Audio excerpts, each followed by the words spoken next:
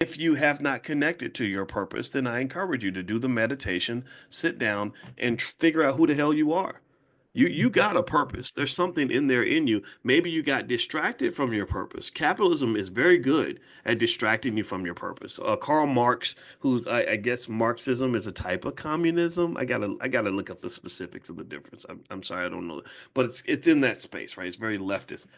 He has a great critique of capitalism. One thing that he says about capitalism is that capitalism kind of makes you just like this cog in a wheel. You're like a pawn on the chessboard, and you lose who the hell you are. You don't know who you are anymore.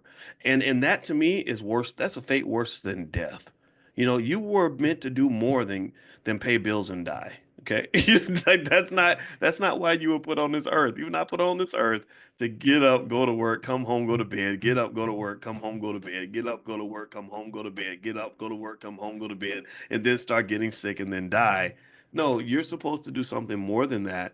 And that controlling of resources, that acquiring resources, managing the resources, controlling the money, not letting the money control you is is a really critical aspect of that process because when you have the money, then you don't have to think about the money. You don't have to obsess about the money. When you are in control of the money's not making decisions for you. You're making decisions and you're using the money as a tool and a vehicle to get you closer to your purpose, which in my view gives you the real wealth. The real wealth comes in something in economics that's called utility. Utility is bigger than money. Whenever we did economic models and we would do the mathematics behind how a person, maximizes a lifestyle, we would always focus on utility. We didn't just say, well, how do you have the most money? Because I think economists and those who designed economic theory understood from a fundamental standpoint that having the most money does not mean you win the damn game.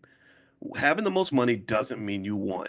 What matters is something bigger than money, and that's what utility represents. Utility is just how happy am I, period? Am I where I want to be? Is this life the life that I want, or do I want to get out of this life and have a different life? Okay. So maximize your utility by mastering the money, get all that training, get that out of the way, get everything that you need, and then at that point, really make sure you're always conscious and aware. You cannot be aware of money sort of in a vacuum. You have to sort of look at money in a context, right? So, for example, if I get $1 million over here doing something I love, and another person offers me $1 million to go sell crack, those opportunities are not the same. We are not the same. I'm not in the same situation in both of these scenarios. Do you understand? But a person who's not financially conscious will think that they're successful because they made $1 million selling crack.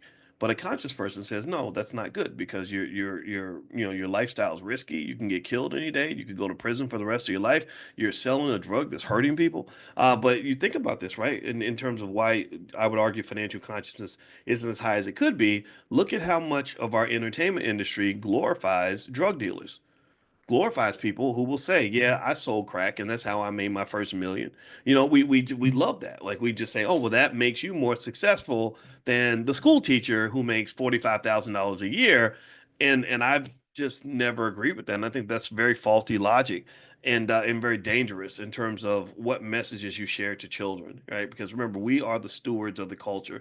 We are the guardians of the galaxy, so to speak, in terms of shaping the world and the universe that our children are born into. And so the last point I'll make on that is that I think today, this year, 2025, early January, is the first of the first babies are being born in what they're calling Generation Beta.